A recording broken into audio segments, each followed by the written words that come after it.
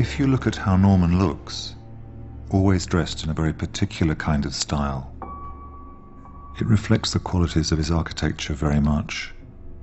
It has that sense of doing things precisely, carefully, consideredly. But you could also say that there's something about his architecture which is hard to read. How do you understand a building which is a black glass, curved screen? You don't quite know what's going on inside. And maybe that's Norman also.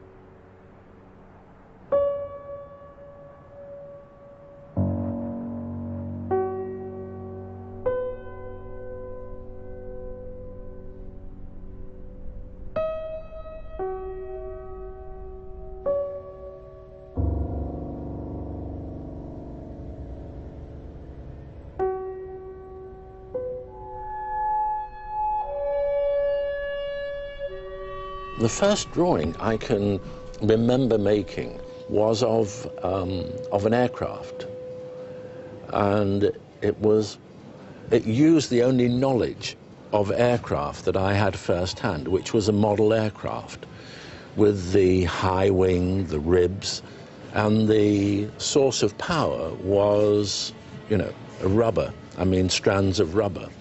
But this was on a Herculean scale. I was up there several stories above the ground with the joystick and the lever that would unleash these, kilometers of rubber that would turn this. And I obviously had this fantasy that, I was sitting there in control of this great craft. I can remember the drawing very well.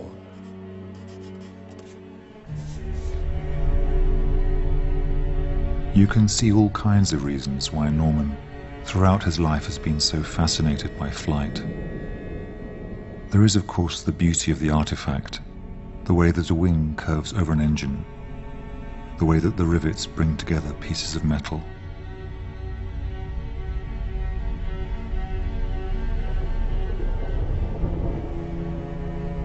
There is also the sense of being in control and command. If he'd been taught to fly when he was in the Royal Air Force, there's no question but the world would have lost an architect. He would have become a pilot.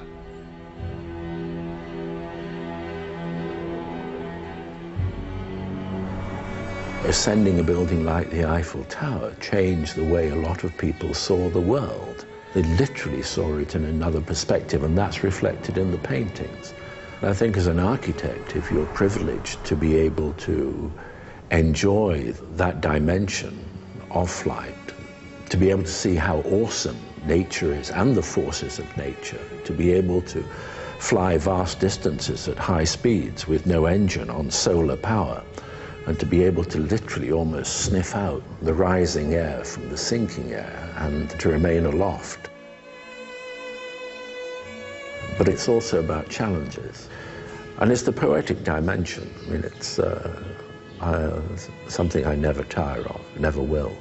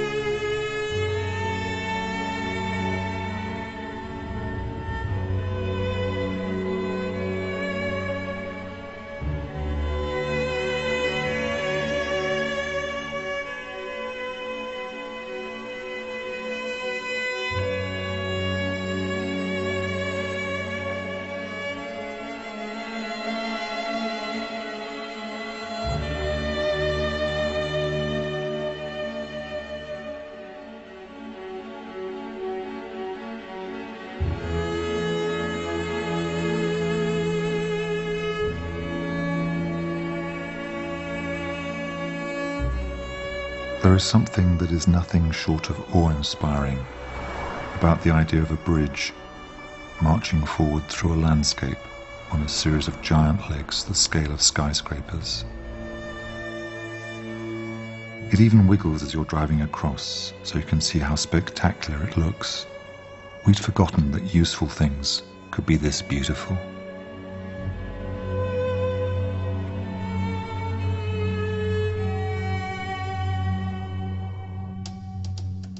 Norman never stops drawing.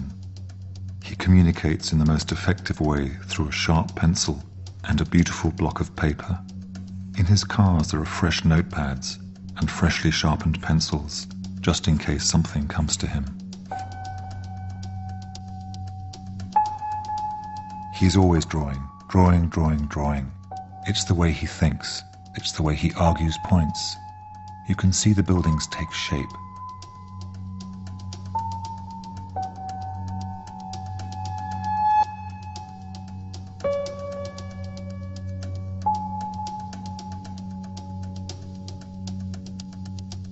His lines are very spare, but very expressive in a very economical way, just like Norman. I think he's the most self-motivated person I've ever met, without a doubt. He has passions. He has a passion for architecture, he has a passion for skiing and langlaufen. He has a passion for flying, which is, I mean, amazing, but, you know, I mean, even, I don't know now, but he had a commercial pilot's license. He wants to conquer weakness, conquer infirmity, conquer weakness in the sense that he wants to show how far one can do through willpower. I came from a sort of continental, mother's a potter and so on, middle class, upper middle class there, and so Norman really made it himself. I'm full of admiration for that, but it made him very much know from the beginning that where he's going to go.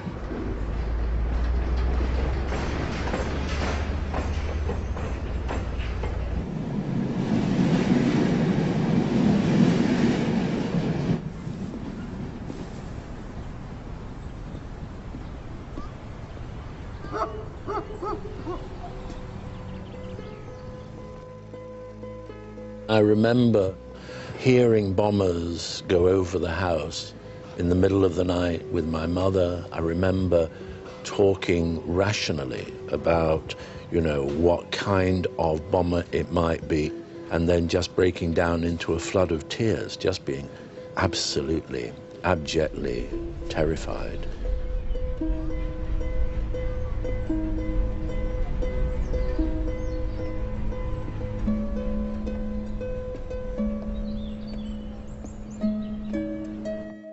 Norman was an only child. He was born in the mean streets of Manchester just after the Great Depression. Robert, his father, managed a pawnbroker's shop. His mother Lily became a waitress. My voice had changed when my father died. My father was a tenor, and somehow, you know, there was some gift in passing, and I just found a new voice almost. And I was asking him about his father and what he got from his father. And Norman said, well, both from his father and his mother, just work ethic. They worked and they worked and they worked. And then he said the only thing was that he, perhaps as a result of them working so hard, he hadn't got to know them as well as he would have liked. This is a very important room, isn't it? This is where you did those drawings that got you into university. Yes, and when I was at university, I had a drawing board here, and this is where I did most of my student work. One of the things that he did for the portfolio to get to university was to draw the view from his bedroom window.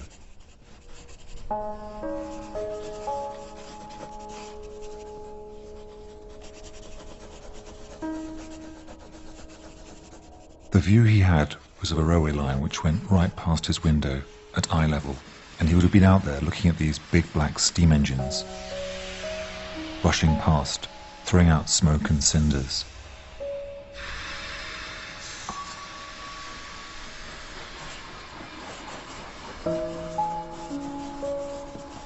Under the track, there's a passageway that goes from Norman Street, which is humble and poor. You can smell the damp. But you go through this tunnel, under the railway, and you find yourself suddenly in a middle-class suburb, with trees on the streets and detached villas. And you realise, of course, that Norman was on the wrong side of the tracks. I came from a background where the only honourable work, if you like, was manual work. I'd moved up into a sort of a middle-class world of a guaranteed pension, all the security that my parents never had and which they yearned for me. So I was working in Manchester Town Hall. I found it totally depressing. I mean, I'd escape at lunchtime. I would discover architecture. I didn't know I was actually discovering architecture. It was only afterwards I realized it. I'd be looking at buildings. My escape route was a bicycle to get me out of that environment into other kinds of worlds.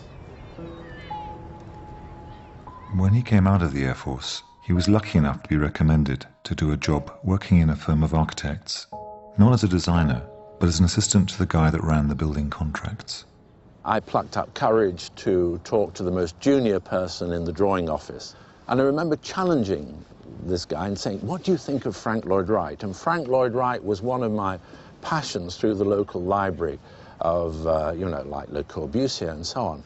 So I then started to engage individuals in conversation. How do you become an architect? What do you have to do? Well, you have to have a portfolio. How do you get a portfolio? Well, I don't know. I mean, it's drawings.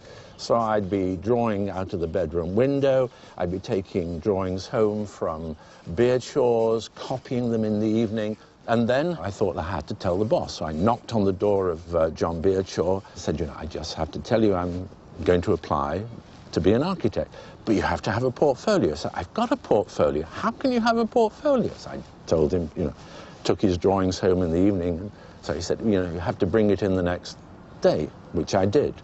And he said, you're a square peg in a round hole.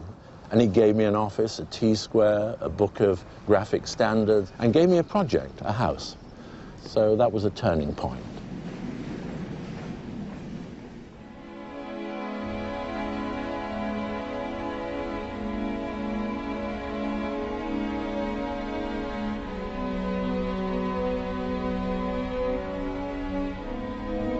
The essence of Norman's architecture is that design can make things work better.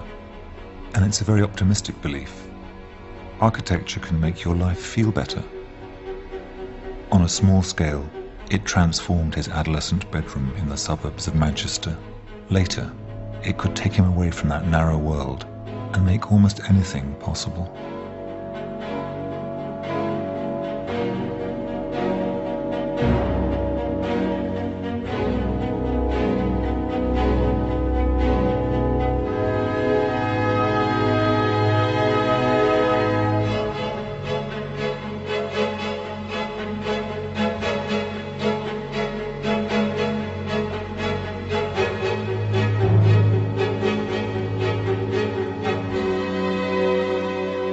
Architecture, I guess, for me is something that moves the spirit, that really works in terms of all the senses. In that sense, it's about the things that you can measure, that you can quantify, and if you like, the spiritual dimension, which is rooted in all of the senses and which you can't measure, but you know it's there, it moves you, it moves your spirits.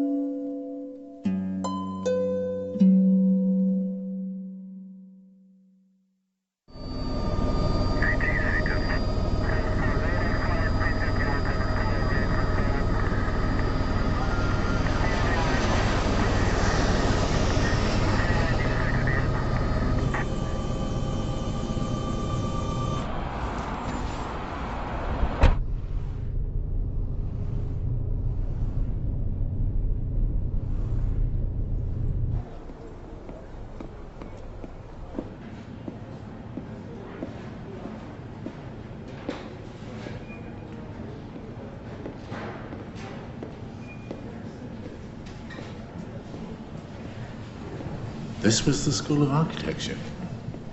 Unbelievably.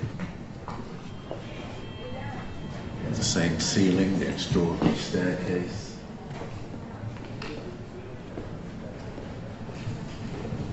Difficult to imagine it, but very familiar. Yale in 1961 was still under the spell of modernism. Paul Rudolph, the dean, had been a student of Walter Gropius, founder of the Bauhaus, and the fire of the modern movement was still alive. Yale was full of strong teachers, but it was dominated by Rudolph. He was the man who taught Foster how to draw like an architect, and even how to look like one. Rudolph also made him cry. He used the words, "You don't care enough," to Norman, after he'd been up all night, working on a project. Yale never had a kind of ideology, and Rudolph was particularly good at bringing out the best of every student. He was tough on them. He was famously tough and rigorous, but it was about bringing out what you wanted to do. Rudolph really encouraged Norman. He really pushed him. With most of us, he pushed us, or you would be out. But I think he pushed Norman more than anybody in our group.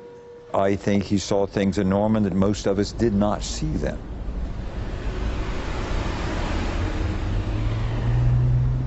I worked on this building. I did a lot of drawing on the perspectives. So if you just took a photograph of this, I could show you an extraordinary drawing which was probably about so big, where I was drawing line after line after line. Also on the teaching staff was Serge Chamaev. He wanted to make them think about communities, about how they worked, and he was the one who was pushing Norman to thinking about how you design a whole world, a whole environment. Vincent Scully, the other great force at Yale, was a historian who was passionate about making architecture come alive for his students. Vince Scully and Rudolph were all very much about the visual, how you saw things, how you approached things, how things are unwound as you looked at them from different angles. Scully was the one who encouraged both Norman and Richard to drive across America. They went on pilgrimages to look at great architecture. As we drove into the city of Chicago in my VW bug, and it had one of those windows in the top, the whole crew, not Sue, but Richard and Norman, kept, and it was freezing. I mean, it was like snow everywhere, wanting the top to be open while we were driving so they could take photographs of the oil derricks and the big things all around Chicago, going into the city. It was where the idea that they would start a partnership one day was born.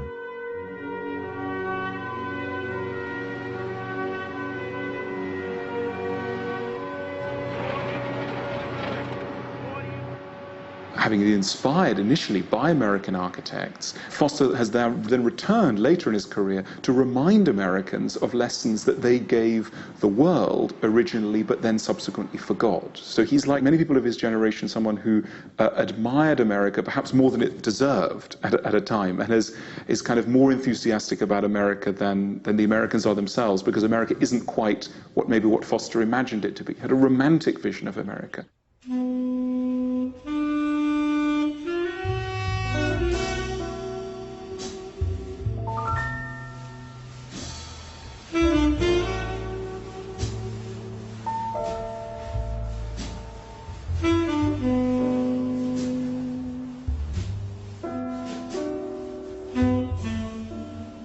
Just going back, it's Manhattan, it's New York, it's the skyline, it's the city of towers. You think of skyscrapers, it's New York.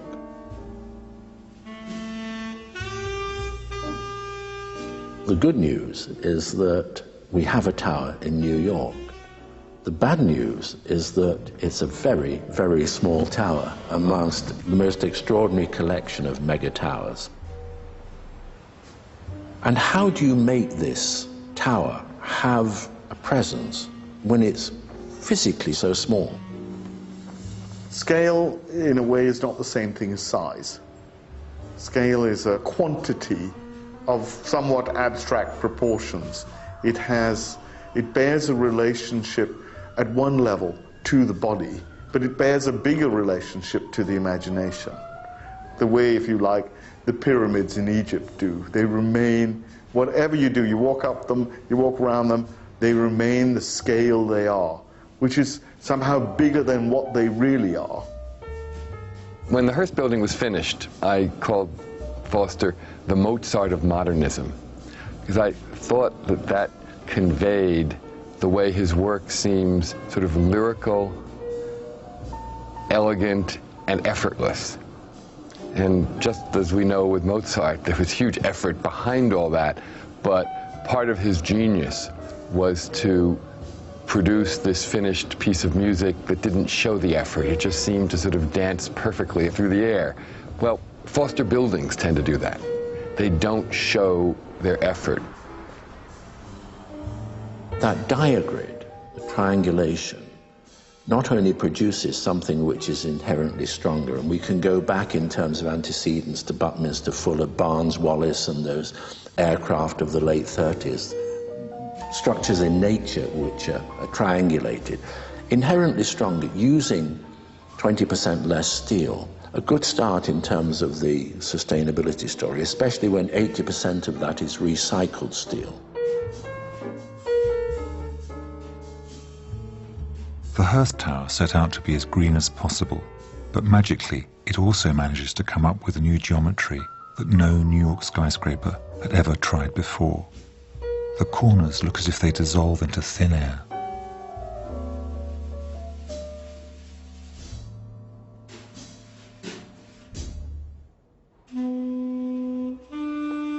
I liked the building in New York, and I told him that, and he said it was too squat. And I said, no, that's wrong. I think the muscularity of that building I like.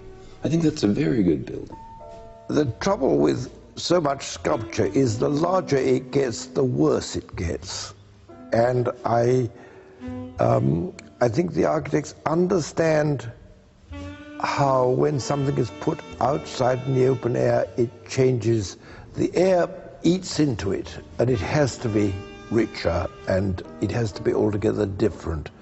And I think all these things, we haven't even got to first base on, and architects know all about it. So we can learn from them on this.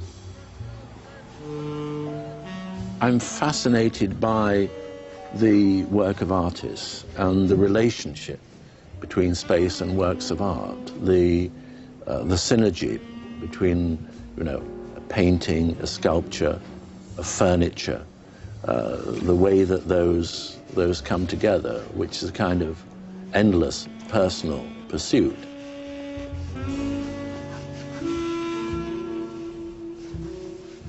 Given my love of water and stones and mud and raw materials, and also the fact that, like, the first human habitation, the first natural place for people to live in was caves, you know, and Norman has chosen a Neolithic artist, you know, to make his drawing.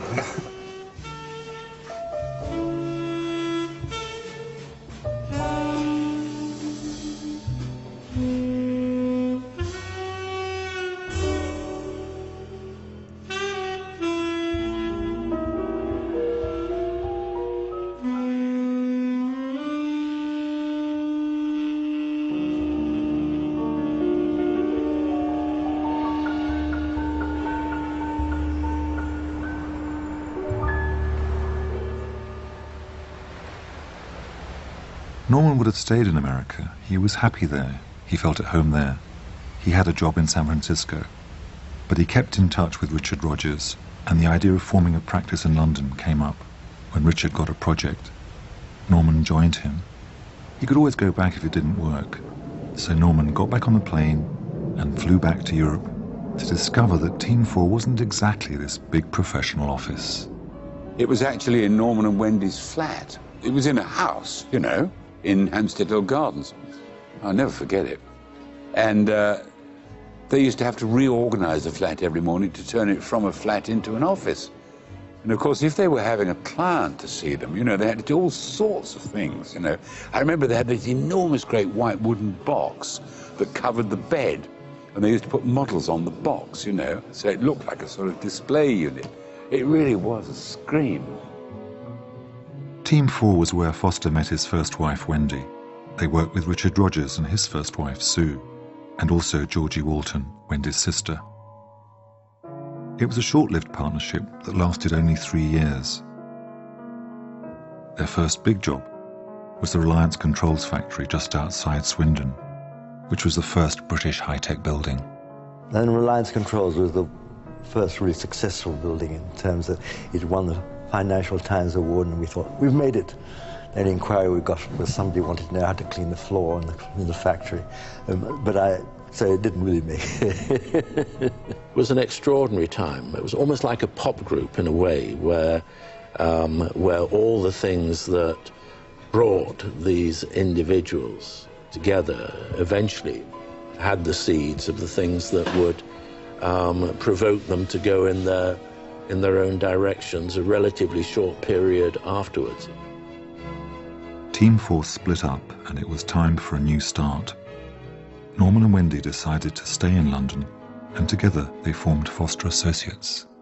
If I think back to 1967, then really Foster and Partners was formed, or rather it was at that time 2 people, my late wife Wendy and I, who formed Foster Associates.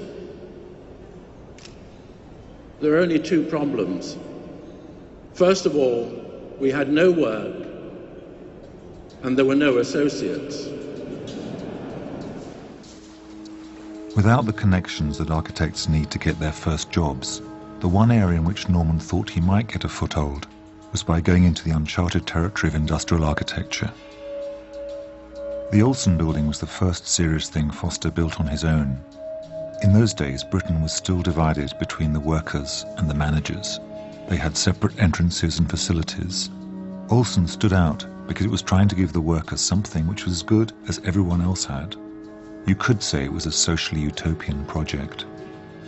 The project for Fred Olsen became a turning point in the sense that buildings like Willis Faber, IBM, the Sainsbury Centre, they all visited that building that we did for Fred Olsen.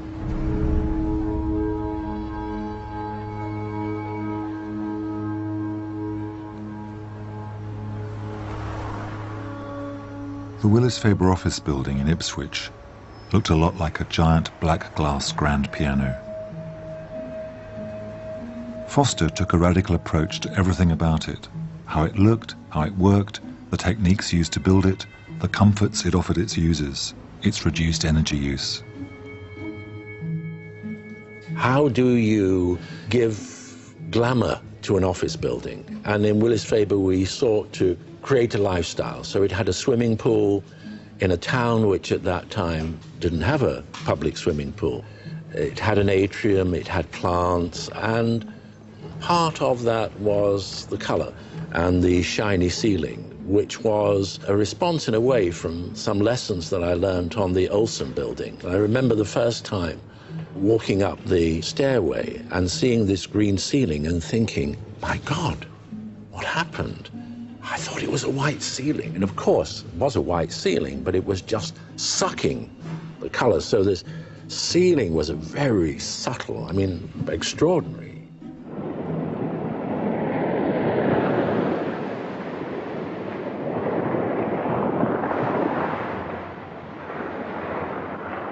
I remember the first time ever looking back in the wake of my ship and seeing all those, the whiteness and the foam. I said, that's white because it all consists of bubbles.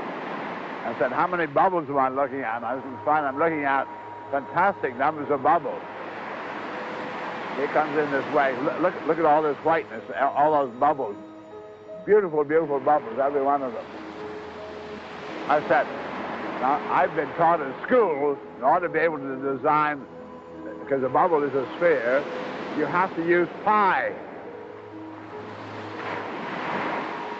Buckminster Fuller was the last of the American eccentric geniuses, a messianic, even slightly odd figure who roamed the world in his bow tie giving speeches to students that inevitably went on for at least 5 hours.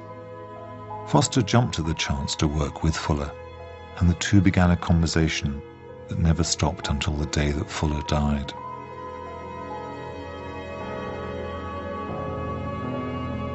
Fuller's big idea was to do more with less, to make the strongest structures using the least amount of resources. He was an engineer, an architect, an ecologist who defied any label. In 1951, he coined the phrase "spaceship Earth," the very image of humanity floating on a fragile vessel lost in the middle of space. I remember flying him in a helicopter to the Sainsbury Centre at the University of East Anglia. And then we spent really quite a long time walking around the building, going back into the building, through the spaces, talking about it. And when he came back into the restaurant, he drew attention to the way that the sun had moved, the shadows had changed, and then he turned around to me and said, "How much does your building weigh, Norman?" And of course, I didn't know the answer. How much does your building weigh? And even Norman was stunned into silence. But being Norman, a week later, he had the answer: 5,328 tons, most of which was lost in the invisible concrete substructure. In the course of finding out how much the building weighed, of course, I realized the disproportionate amount of weight in the least attractive part of the building. It was an interesting voyage of discovery. So in a way, Bucky was always provoking himself, challenging himself, and challenging everybody around him. Some people would see Fuller as an impossible dreamer, with wild ideas about covering Manhattan with a dome. On one level, Norman seems so different. He's an architect who seems to be the personification of the organized and the ordered. And yet it's clear that Fuller made a real mark on Norman. And I think the difference is that when Norman talks about covering a city with a dome, you believe he could do it. Technology is the art of making things, and high technology is performance. And this particular material is a high-performance material. A 3-foot brick wall, it weighs about half a ton. A concrete wall, 9 inches, air cavity, or 3 brick walls with air gaps in between. Except that concrete has so many overtones. I mean, it really is an unpleasant material. I mean, you know, it stains in the wet, it attracts graffiti, and no wonder, it's an aggressive material. This is a sandwich panel, nice and light, weighs but a few ounces, not half a ton, lets the light through very beautifully. Compare that with this concrete wall, half a ton of brickworks. They're all the same performance. The Sainsbury Centre was a vision from another planet, a stunning, optimistic view of what architecture could be. It was like an elegant and refined machine that had the classical precision of a Greek temple sitting in a green landscape. It was built to house the art collection of Robert and Lisa Sainsbury, two remarkable patrons who helped make Foster's career possible. The really good buildings come out of a strong dialogue between the architect and the client. And the more pressure the client puts on the architect in a creative way, I think the better the product. The work that Norman and the team did with the Sainsburys at the Sainsbury Centre was nitpicking and meticulous, going through every issue. And I think it shows in the end product. The Sainsburys and Foster developed a close personal relationship. They became something like his surrogate parents. Finished in 1978, Robert Sainsbury called the Centre the finest thing in his collection. If you could put the Sainsbury Centre next to HSBC, the Hong Kong and Shanghai Bank in Hong Kong, you would see the difference between a glider and a jumbo jet.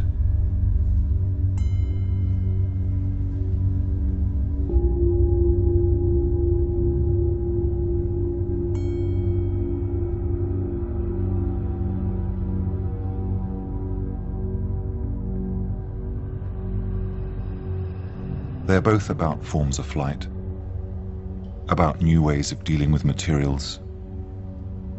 The massive exposed structure, the diagonal braces, the bridge structure of the Hong Kong and Shanghai Bank makes it a weighty building, one which is soaring towards the sky. It's powerful, it's dynamic, where the Sainsbury's Centre is calm and floating.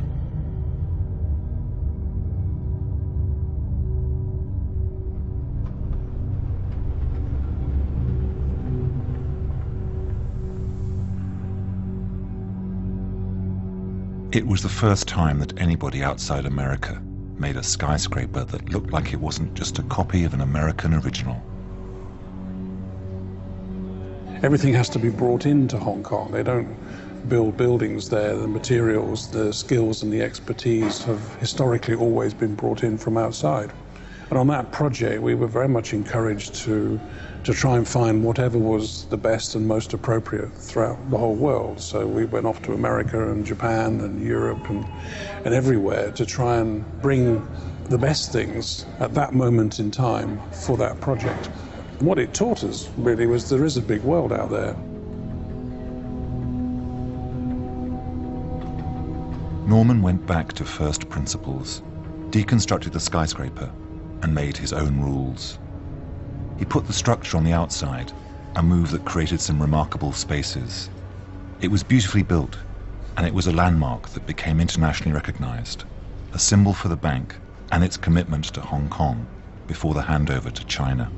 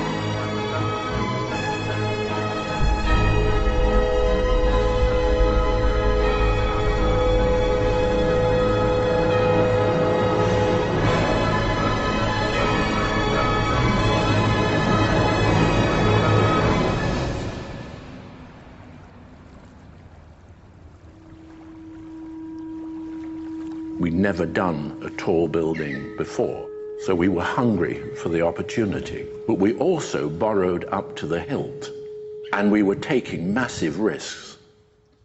And I suppose in a way, you're always taking risks. Then we were gambling, if you like, with the bank, in the sense that if we had not won that competition, we probably wouldn't be having this conversation now. We'd have gone bankrupt. Norman had come a long way by the time that he finished the bank. He'd transformed his life. He'd become a very successful, very visible architect. He had built an astonishing project in Hong Kong, which the world came to see. It was called the most expensive building the world had ever seen. He looked as if he was at the top of his game. But just when things seemed to be going so well, some bad things began to happen.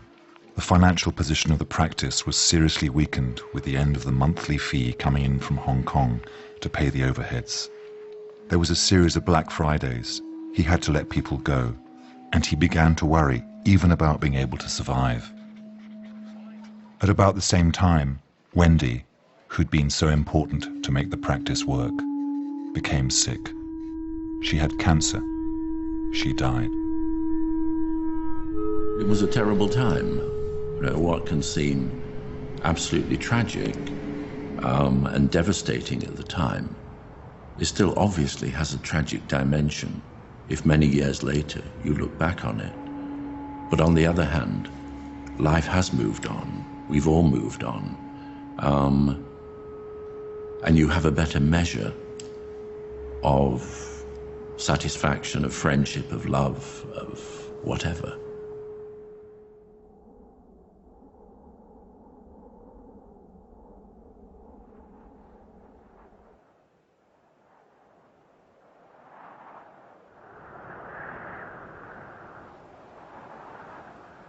Many times, I think I need the silence. And it's not an escape. It's a kind of complementary activity. At times it's so completely absorbing, but there are other times when you're cross-country skiing, when you're cycling, you can reflect, and often I find solutions to designs. There are many dimensions to those pursuits. Obviously they're about pleasure, but they're so inextricably linked with what I do as a designer.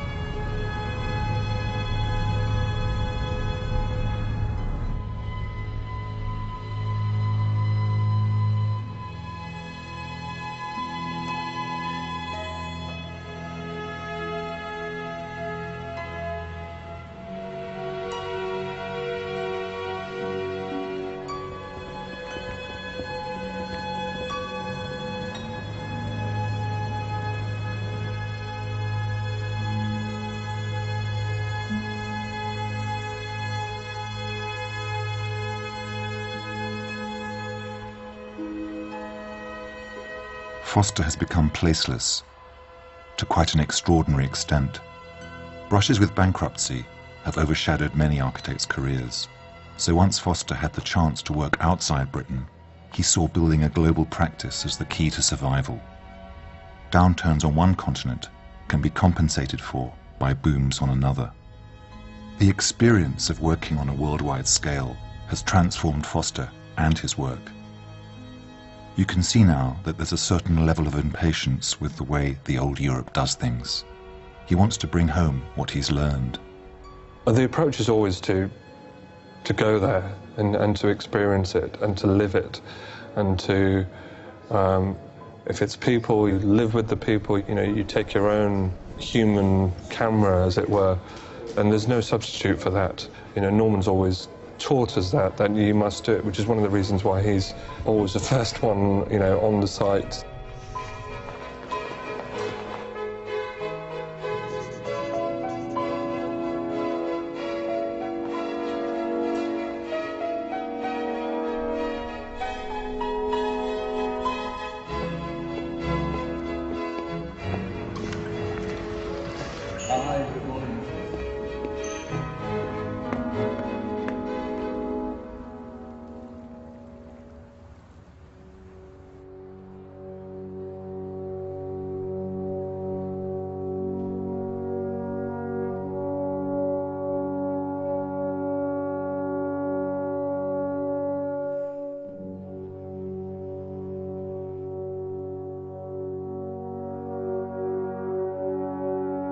It's not a building, and it's not the physicality of a studio.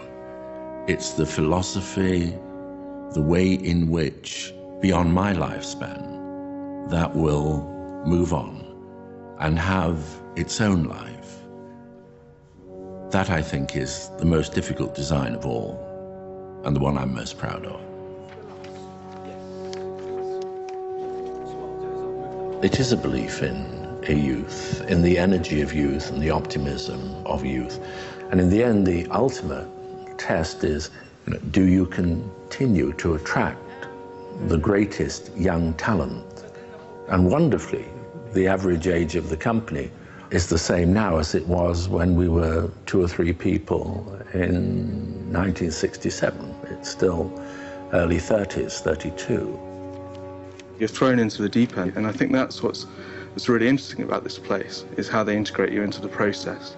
And everyone becomes part of that process, because it is, all of the projects here are always a journey. You start very, you know, about the brief and the client. There's never a stylistic goal that comes from Norman. He doesn't say it should look like this and we develop it for the next years. It's a whole journey. It's constantly changing and developing.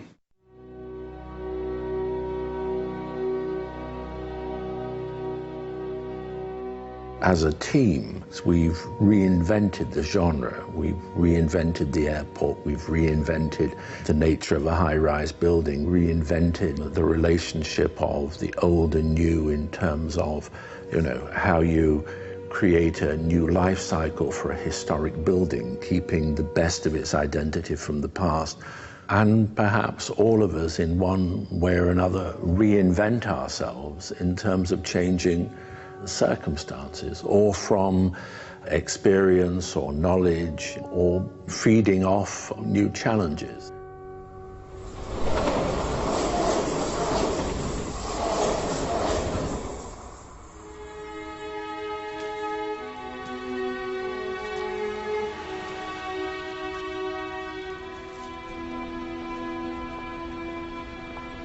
Architecture is also about power. It creates the landmarks that cultures of very different kinds have used throughout history to express who and what they are.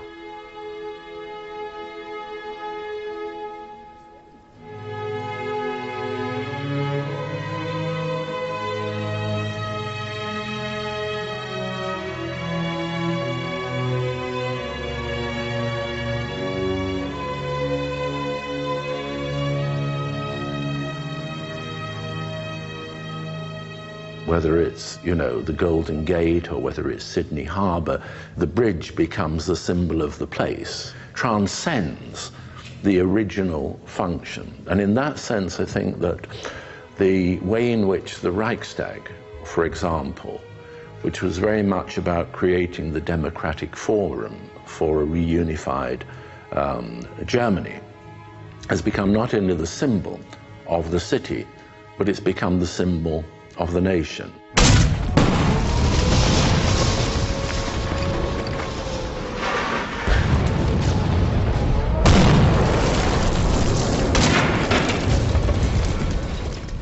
The capture of the Reichstag at the end of World War II was the defining image of Hitler's defeat. Its reconstruction by a British architect was an equally powerful symbol of the reunification of a very different democratic Germany.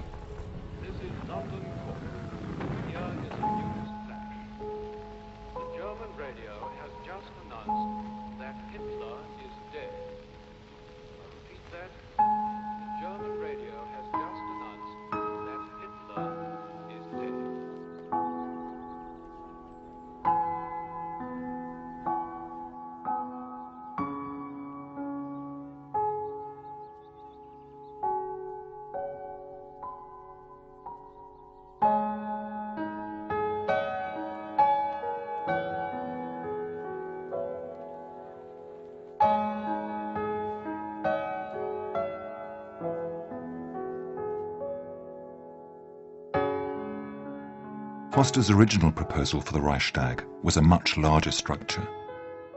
A giant roof soared right across the top of what was left of the original building, in a kind of exorcism of Germany's tortured past. It was too expensive, and he was asked for something smaller and a lot cheaper.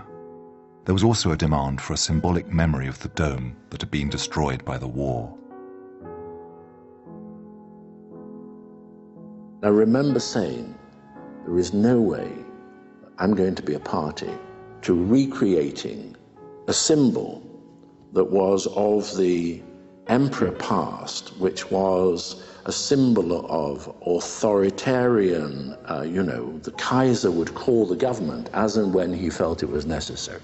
And instead what we proposed was something that would work with the ecology of the building, would work with the winds, would scoop air, would actually draw sun in, would have a shade, and would also celebrate a kind of processional route to the summit for the many visitors who would come to the cupola.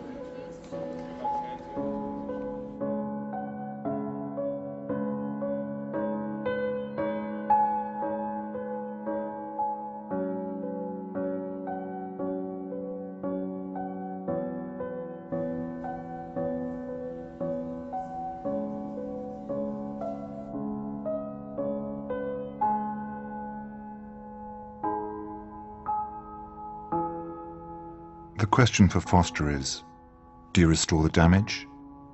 Do you take what's left of the old building and make it look new again? Or do you show what's happened to that building? Do you show its history? Do you keep the Russian soldiers' sometimes obscene messages written on the stone? In Foster's view, of course you do. This is part of German history. You can't just wipe these things out.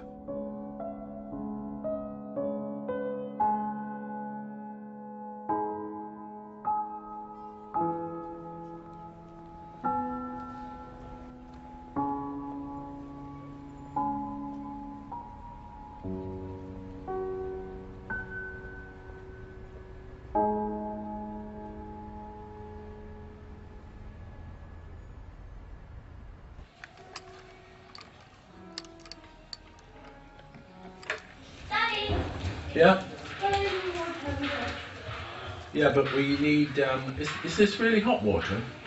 Is it actually very, very hot? Does this go so hot? Let's see.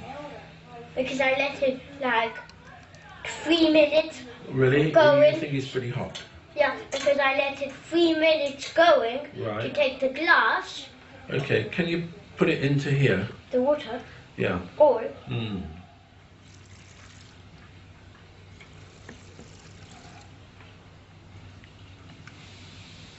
For what is this? To fill the boiler. To put this out? It's full. I think we can say categorically it's more than full. Do you put this one down? No, we need to put some fuel in there. And what fuel? It says the maximum 3 pieces. Starting to smell. Hope it doesn't explode in our face. Why does how can it explode? Little bit of experimentation is needed here. It's getting hot. You can start to smell it. I think the oil. Hey.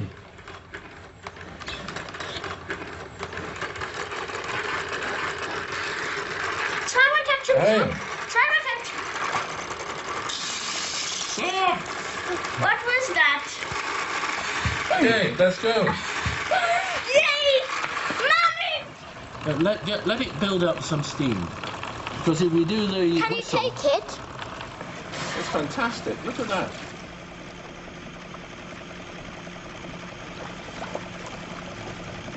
Ever since he was a child, Norman's been fascinated by models.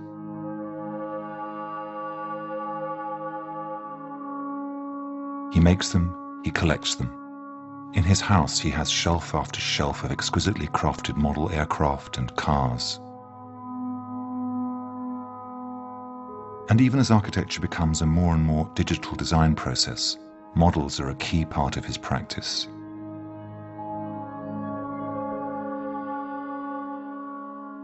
As the computer started coming into the office, and obviously everybody is working on computers now, you started to wonder whether the model shop would have a future. And we had the same people working in the model shop. You kind of wondered how we'd use models. And what's interesting, although we can do incredibly convincing renderings, computer renderings of what spaces might be like, we're finding we're using more models than ever before. Models provide a physical, three-dimensional crystallization of a design. They provide a tangible step in the process of making an idea into reality.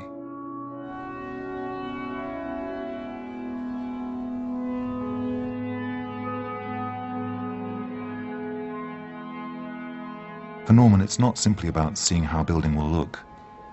It's a means of understanding what a full architectural experience will be.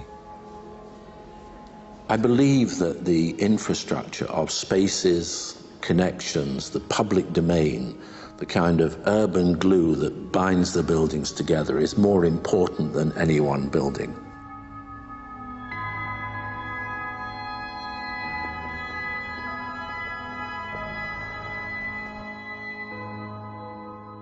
Also, perhaps, trying to reinvent concepts like an airport in such a way that the experience of the airport will be uplifting, where really an airport has got to the point in terms of crowds and security and so on that it's, you know, a kind of reviled building type.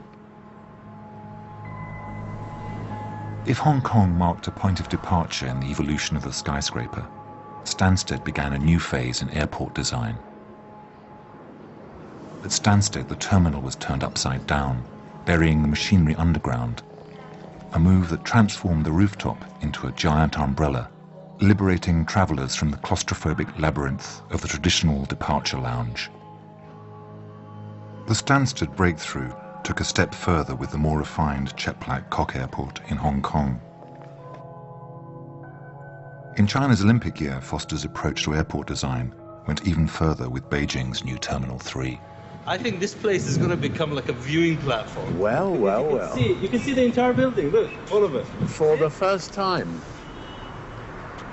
You can actually see the aircraft there. You can see people getting on, getting off, all the activity. Incredible. And then here, you will just see 40 aircrafts on this side, all lined up.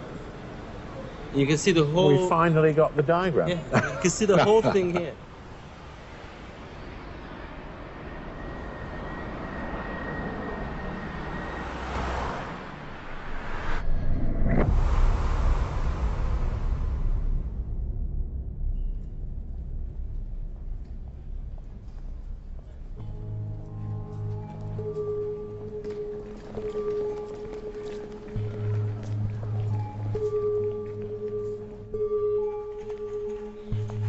The airport is the modern city gate, a symbolic national front door reflecting the aspirations of a culture.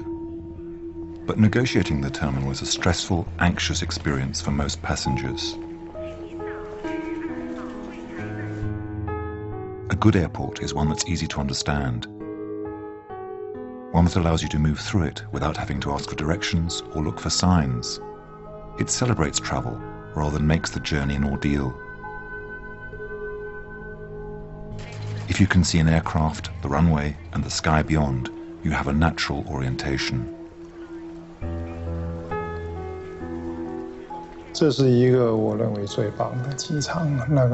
我们在这个机场里面充满着阳光，只要稍微一般的情况天气正常的话，这里面基本上我经常看上面完全不点灯，但整个机场就充满了一个柔和的一种光明里面。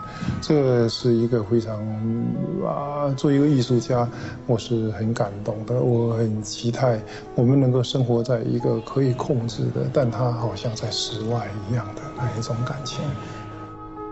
China wanted a building that would make a strong statement about their country's new place in the world.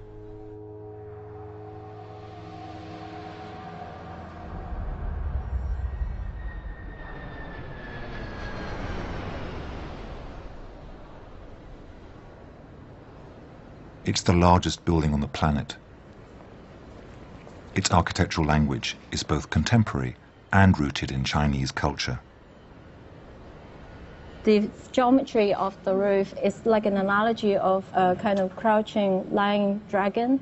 It's very modest looking, but once you get inside, it's completely overwhelming, completely the opposite of the space that you would imagine. Building Beijing's new airport in just 4 years was an astonishing achievement, only made possible by a highly organized 50,000-strong workforce. They lived on the site, working 3 non-stop shifts round the clock. At one point, there were 100 tower cranes on the site. I remember doing the competitions for the Terminal 5 at Heathrow, and we didn't win. A year and a half later, we did the competition for Cheplak Kok in Hong Kong. We won that competition. I went out, we built the buildings. The building operated for 7 years before Terminal 5 at Heathrow opened. So that's how long things take in UK. We now have a tremendous amount to learn from the best of those emerging economies and the way in which they are thinking big, thinking strategically, taking bold initiatives. Examples are, in a way, almost so obvious. You just wonder why it takes so long for the penny to drop. Realizing huge, complex projects under the most difficult circumstances is an achievement that has not come without a cost. When Norman started, an office of 25 people was considered big. Before the credit crunch, Foster and Partners reached 1,400. His critics say that being big might make for more good buildings, but not so many brilliant ones. For Foster, a big office is a tool. It gives him the resources to play a part in the key issue facing an architect today, shaping the future of the city. For the first time in history, the planet has become majority urban, and the challenge for an ambitious architect is to go on being relevant in the face of such massive change. Working at the scale of the individual building doesn't seem enough to make a difference. Man, for thousands of years, has actually lived in harmony with nature.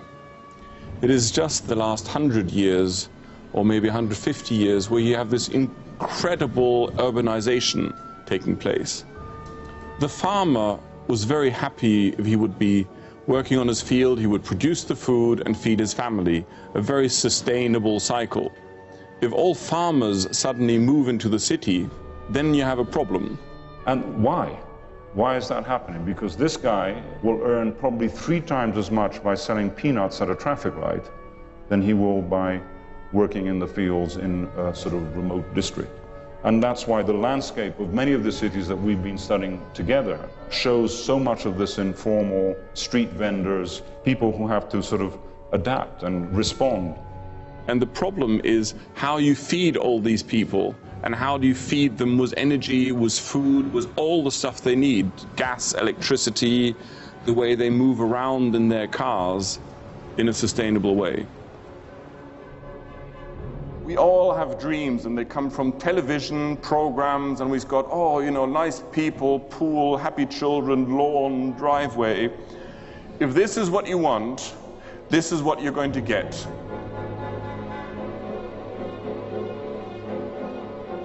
In the West, the Industrial Revolution took 200 years. In China, this change will take place in just a few decades. So architects must not only plan cities to address the way mankind is making the planet uninhabitable, they need to do it quickly.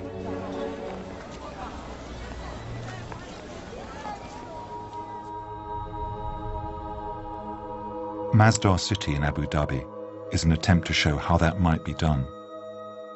In the 50-degree desert heat, it's a hugely ambitious plan for a carbon-neutral city of 100,000 people. It is actually the idea of creating a Silicon Valley of clean tech. And as in Silicon Valley, the seat is a university where you get the new knowledge, the new research, and then companies settle around and benefit from the research. Masdar will combine homes with jobs. It will generate its own power and treat its own waste. The materials and methods used in construction aim to maximize recycling and minimize carbon footprints. At first glance, the project seems like something from a science fiction comic Norman read as a boy. But much of it is based on some very traditional ideas that were abandoned or forgotten with the advent of cheap fossil fuels.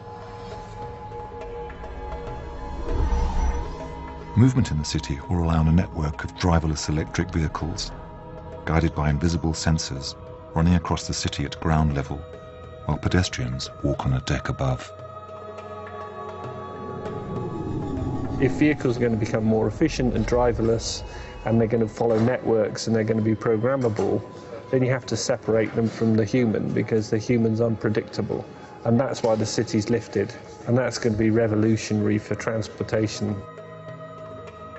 To put $15 billion into focusing on a centre for renewable technologies, and to spend oil money, which is there now, on it, you know, with the foresight, thinking 20, 30 years down the line, is unbelievable. Why aren't we doing that? Will Masdar be the first carbon-neutral city in the world?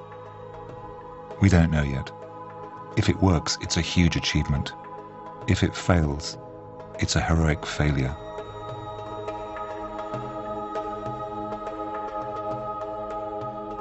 if we achieve a zero waste, zero carbon, then that will be a kind of miracle.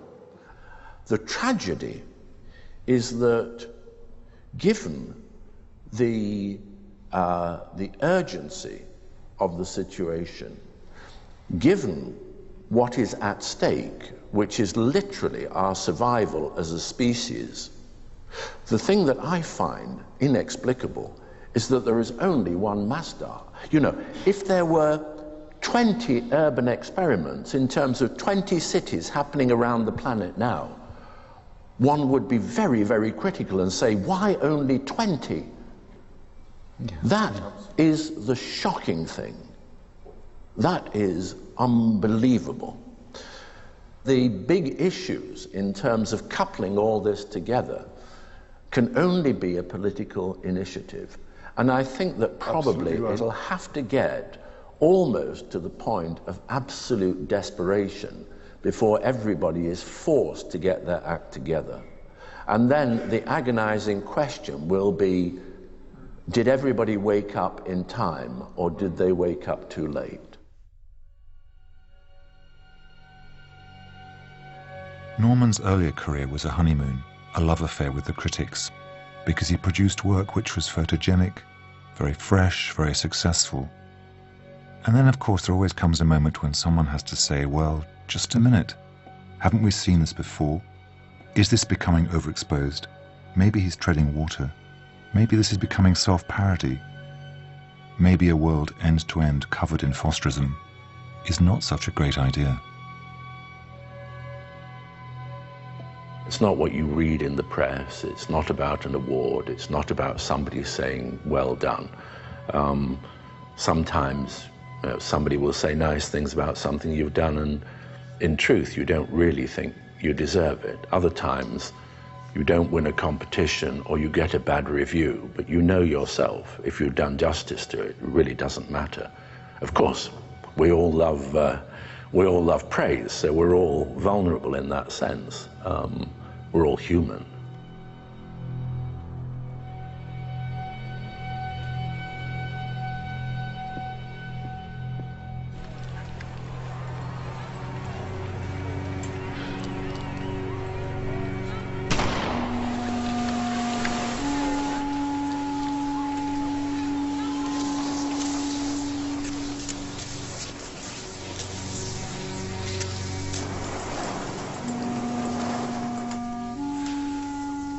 What on earth is a man in his 70s doing pushing himself to the extremes of the cross-country marathon?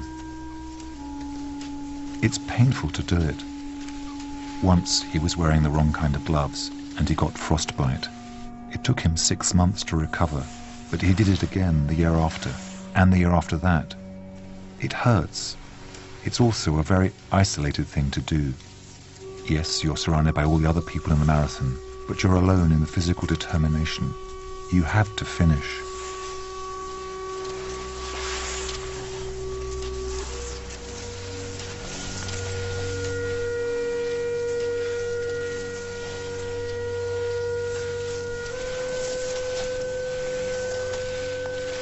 I suppose that I've, until relatively recently, been immune from illness, so the idea of a hospital or drugs or an operation was a kind of alien concept. 10 years ago I was diagnosed with cancer.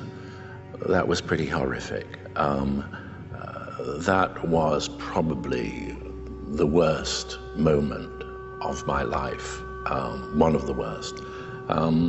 I remember struggling through the idea, struggling through the 48 hours before I was kind of rushed to hospital.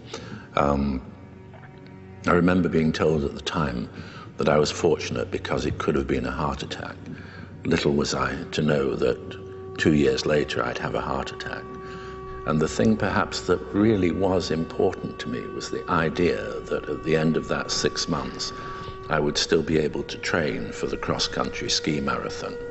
And I was told by the doctor that, forget it, you'll never do it in 6 months, you'll have relapses, it'll take longer. The reality was that I did it to the day in 6 months, So I think that in some ways a state of denial is perhaps at times helpful. Having survived the operation, the chemotherapy, I remember the marathon afterwards, and then shortly after that I had a check, and I remember coming back in a car from the airport and wondering why the doctor hadn't called to give me the results of the check. So I called the doctor, we stopped the car, I got out, and he said, "I've got bad news for you." And I remember saying, you know, "What does that mean? Tell me the truth." And he said, "You've got maximum 3 months to live." That, I think, was the worst moment ever. Like so many other challenges, Norman came through that health crisis. The constant thing about Norman is that he will not stop. He will not let himself get beaten down by things. He will always pick himself up. He will always start again. And there is always another turn in the Foster story.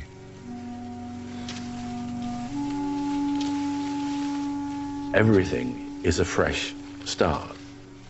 I mean, I'd love to do every project that I've ever looked at and have a second bite at it, because you can always go one step further. And if you can't go one step further, then it means that you haven't learned from what you've done before, and you're not sharp. Then it's time to say stop and do something else.